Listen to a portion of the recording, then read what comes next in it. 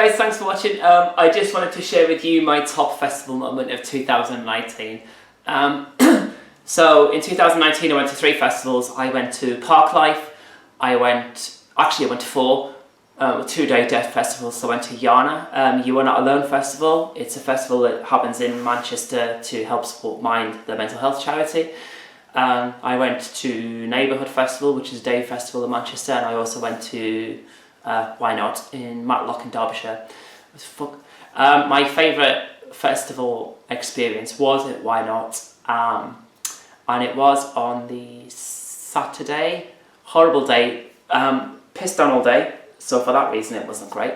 But I got to see so many incredible bands that I love, and there was like a few moments that like stand out for me as special moments. So first off, I wanted to do like a face painting kind of thing, and I went to the stall and I said to the woman, I think the donation was like 12 quid and you could have like a full thing with like jewels and stuff. And she goes, what do you want? I goes, just make me look beautiful. So she did like this gemstone like butterfly thing, and then like, she did it in my hair and stuff. I'd had a hair transplant in May and I couldn't dye my hair for 4 months after my hair transplant. So like I had massive grey roots, and she covered them all with glitter and stuff. I was still finding glitter in my bedroom 3 weeks later and on me. But it was just like, so like, you know, I gave them a donation of 20 quid because like it was for breast cancer, so it's a worthy cause anyway. And like the first band I saw, it was an incredible day of music. So the first band I saw were Antaros. I love Antaros. The front woman especially, like, she reminds me of Debbie Harry, which to me is the biggest compliment I could give a band, because Blondie, you know, if you look, Dreamin' is the first track on Eat to the Beat. Dreaminisfree, the chorus goes, that's what my music blog is called. And actually I am called Debbie after Debbie Harry. I chose that name when I, you know, changed my name by default when I started my transition. So like that's the biggest compliment I could ever pay a band. Then after that I ran up to the Squid, just a 10 at the top of the hill from the main stage to kind of get dry and catch up with my mates. And then Idols were on the main stage. Fuck me. Like I saw them at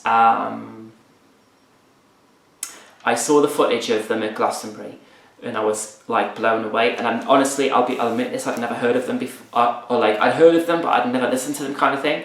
And then after watching them at Glastonbury, it's like I've got to catch them at Why Not. So like Why Not, like the rain seemed to like add to the energy of their music, but they all come out like with ponchos on, and like the guy who was in his underpants had his underpants on and poncho, and he was like, you know, like moving around the stage as he does. But like the mosh pit was insane. There was like hair extensions, cagoules, shoes, trainers, boots, food, ponchos. I've never seen like hair extensions, honestly, like flying through the air.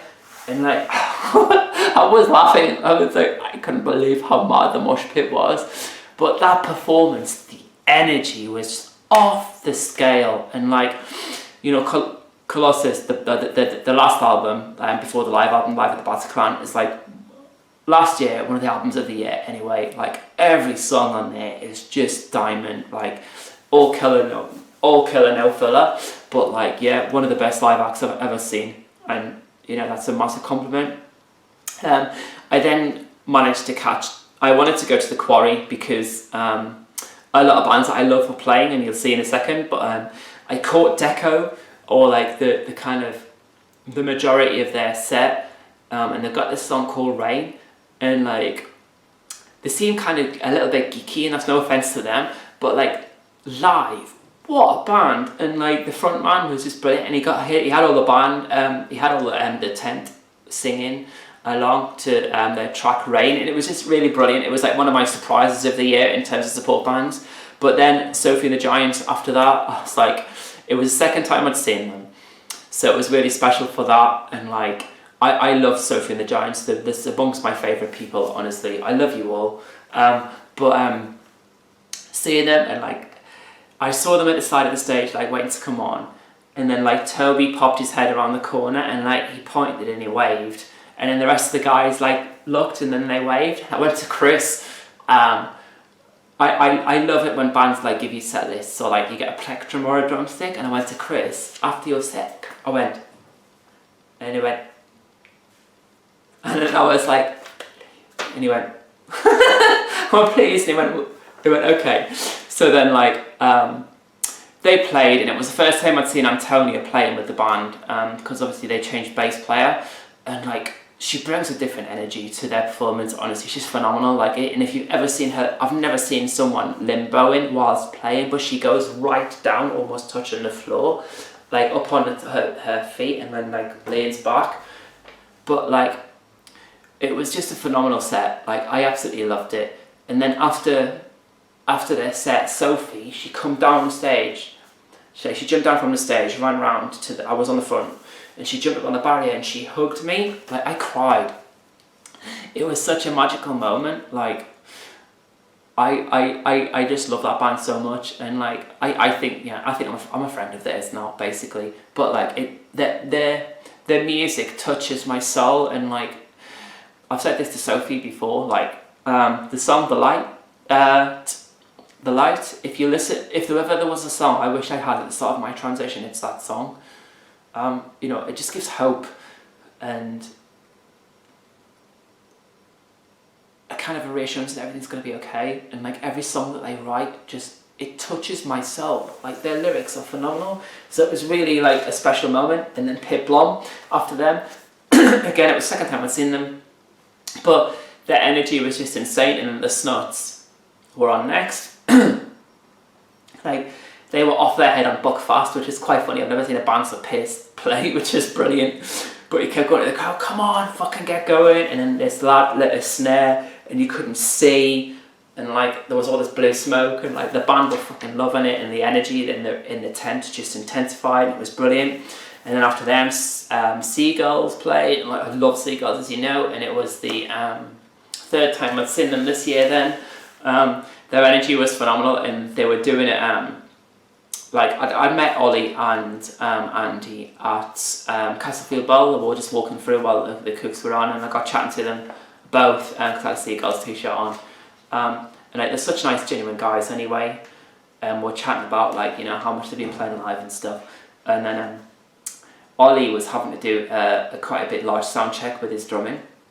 So like, he was playing along some like Seagulls beats, and then he started doing all this like freestyling stuff with like a bit of jazz and stuff in it, and like, he's a phenomenal drummer. I was like, whoa, this is brilliant. And then I looked off to the right, and like, I could see Andy through the just watching like Ollie do his sound check, and we caught eyes, and I went, it's alright, innit? And he went, it was just one of those funny moments. Or like, obviously he was joking, but yeah, it was like really special. And like, to see them live, like, for the third time, like, every time I see them, like, their energy is just insane. But it was like really, really, I don't know, I kind of like feel like I've been on a part of the journey with them in terms of them getting so successful, and like, I just love them. They're a phenomenal act live. I then got talking to these two girls, Izzy and Kizzy, True.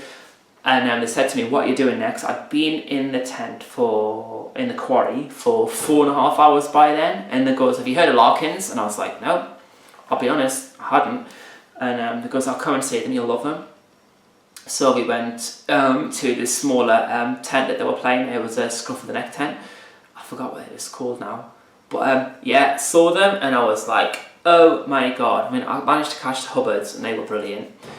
But then, yeah, Larkins, and I was blown away. Absolutely love them since. And like, TV Dreams is one of my songs of the year anyway. I just love that song so much. But really, really great band live. And again, they're another band who are getting more and more traction and playing bigger and better venues. And they deserve all the success in the world because they're a phenomenal band. And then, like, lastly, that day I got to see The Damned. I forgot how many songs theirs I actually do know, and they do Eloise, which is one of the best songs ever anyway. But New Rose as well, obviously Guns N' Roses covered it on the Spaghetti Incident, their punk cover album, and like, if you've ever read the insert of that album, it says these are just covers, if you do yourself a favour and go and see the original artists. So like, I feel blessed to have seen The Damned.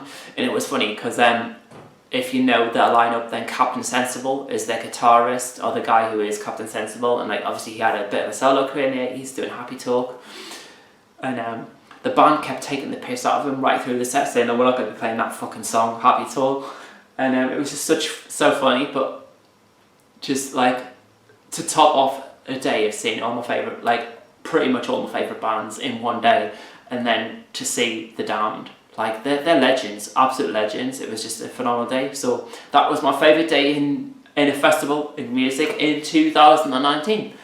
So I look forward to sharing the next list with you. Thank you.